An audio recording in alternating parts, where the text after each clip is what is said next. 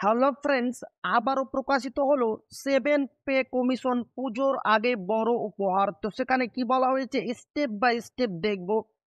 তো ভিডিওটি শুরু করার আগে আপনি যদি আমাদের চ্যানেলের নতুন দর্শক হয়ে থাকেন এবং চ্যানেলকে সাবস্ক্রাইব না করে থাকেন তো অবশ্যই চ্যানেলকে সাবস্ক্রাইব করবেন এবং আমাদের পাশে থাকবেন। তো ভিডিওটি শুরু করা যাক। তো প্রথমে দেখেন সেভেন পে কমিশন পুজোর আগেই বড় উপহার, মোদী সরকারের কর্মীদের বাড়ছে বেতন, বড় সিদ্ধান্তের পথে কেন্দ্র। পুজোর আগে কেন্দ্রীয় সরকারি কর্মীদের জন্য অত্যন্ত বড়সড় খবর আসতে চলেছে, কেননা পুজোর আগেই লক্ষ্মী লাভ হতে চলেছে। সেপ্টেম্বরে বড়সড় ঘোষণা হতে পারে বলেই খবর।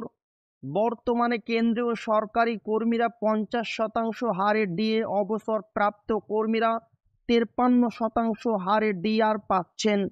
সেপ্টেম্বরে 3% ডিএ বৃদ্ধি হতে পারে, যা পুজোর আগে অত্যন্ত বড়সড় খবর বলে মনে করা হচ্ছে।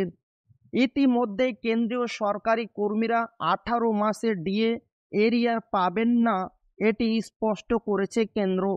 এ নিয়ে সংসদে বাদল অধিবেশনে প্রশ্ন করা হলে জানতে পারা গিয়েছে, করোনা সংক্রমণের সময় 18 মাসের ডিএ এরিয়ার সংক্রান্ত বড়সড় তথ্য পাওয়া যায়, যার ফলে জানা গিয়েছে কেন্দ্রীয় সরকার করোনা সংক্রমণের সময়ের 18 মাসের ডিএ এরিয়ার দেওয়ার কথা ভাবছে না, কেননা সেই সময়ে অর্থনীতির অবস্থা অত্যন্ত খারাপ ছিল, তাই সেই টাকা এখন দেওয়া সম্ভব নয়। এই বিষয়টি জানিয়েছেন অর্থ দপ্তরের রাষ্ট্রমন্ত্রী পঙ্কজ চৌধুরী। পরিষ্কার করে দিয়েছেন বেশ কিছুদিন আগেই।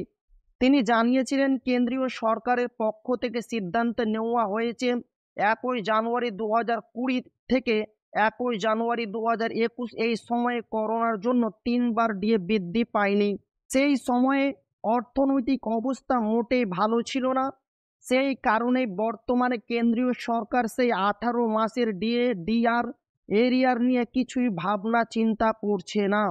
একই সঙ্গে কেন্দ্রীয় সরকারি কর্মীদের নতুন করে ডিএ বৃদ্ধি হতে হবে, সেটি 3% হতে পারে বলে মনে করা হচ্ছে।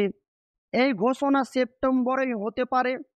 ফলত কেন্দ্রীয় সরকারি কর্মীদের 3% ডিএ বৃদ্ধি নিয়ে আপাতত সন্তুষ্ট থাকতে হবে। 18 মাসের ডিএ এরিয়ার সঙ্গে সঙ্গে ষষ্ঠম বেতন কমিশন নিয়েও কোনো এই মুহূর্তে খবর নেই। তো ভিডিওটি ভালো লাগলে অবশ্যই আপনার বন্ধুদের শেয়ার করবেন যাতে তাদেরও উপকার হয়। আর আপনি যদি আমাদের চ্যানেলের নতুন দর্শক হয়ে থাকেন এবং চ্যানেলকে সাবস্ক্রাইব না করে থাকেন তো অবশ্যই চ্যানেলকে সাবস্ক্রাইব করবেন। তো আবারও দেখা হবে একটি নতুন ভিডিওতে।